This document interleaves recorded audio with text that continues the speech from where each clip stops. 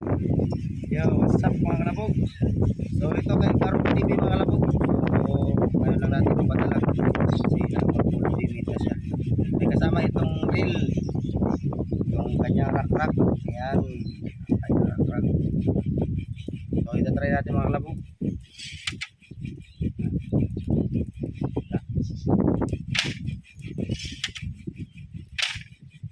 Ayan mga kalabog.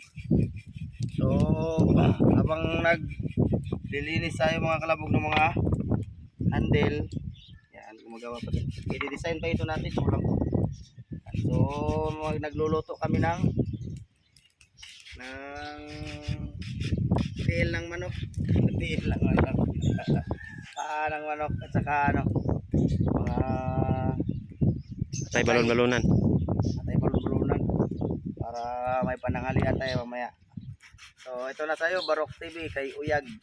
Kay Uyag ito. Barok TV ang kanyang pinalagay. So i-testing ulit natin.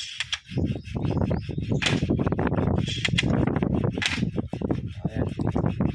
Ang Rak-Rak 2.0. Yan. So mamaya ibabalot pa natin to. Mamaya natin i-ship mga hapon-hapon na siguro kasi sobrang init.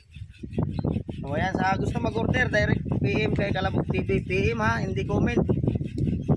Mag-direct na kayo kung gusto nyo magtanong ng price.